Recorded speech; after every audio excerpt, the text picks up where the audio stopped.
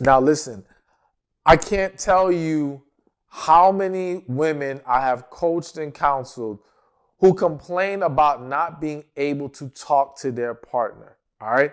And not in the sense of everything was going great as far as you guys were able to talk to each other, had this great communication, and then certain events took place that may have caused division or created some issues in the communication. Not saying that that's an acceptable thing, but that can happen. Like, it's possible that it can go in that direction even for two people who have typically been good at it. I'm talking about from day one, the communication is not really there.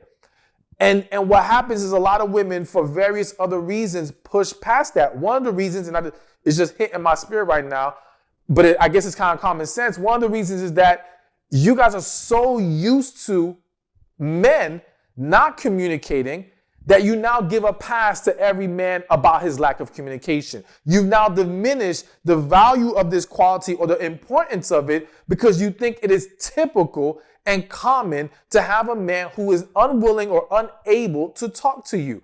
But that is a huge mistake. What you have to understand, or the way that I want you to look at it, is this.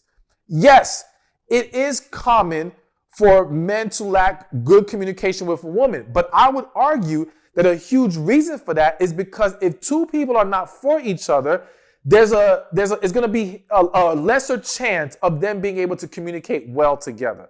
Not because they're not capable, but the desire and the willingness to take the necessary approach and to take necessary steps to good communication isn't there. All right. So I'm laying that out to say, when you understand that with the right guy, it will and it should and it has to be there, then you have to look at all these other men as not an example of how men are, but an example of how the wrong man is. Let the lack of communication be a sign of the wrong man, not a typical man. Do you understand what I'm trying to say? Like, I don't want you to project that onto men in general, because then you will always make an excuse for it.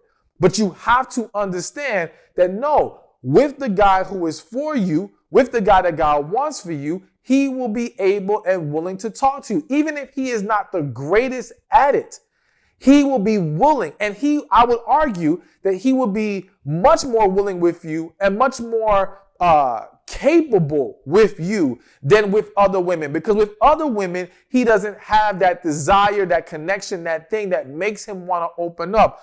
Whereas with you, if he's truly the right man, that desire is there. So you've got to be very mindful of that. And let me say this, one of the ways you're going to expose that issue as quickly as possible is to talk yourself. And I say it like that because so many women in the dating process hold back communication, hold back expressing themselves. You're not really giving this man, an opportunity to show you his willingness to listen and communicate with you. You're essentially letting him off the hook. And now you're making it harder for you to evaluate that issue.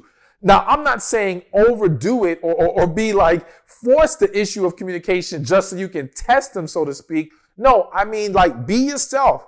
Be open, be transparent, be willing to talk yourself, be willing to express how you feel, and then let's see how he handles that. Because again, the man who is right for you is going to want to embrace communication with you. So you have to do it yourself if you're going to see if he's willing to do it with you. Hey, thank you for watching this video. Be sure to check this one out right here, and I'll see you there. So the first reason why men send you mixed signals is because he wants you, but he doesn't think he's the one for you.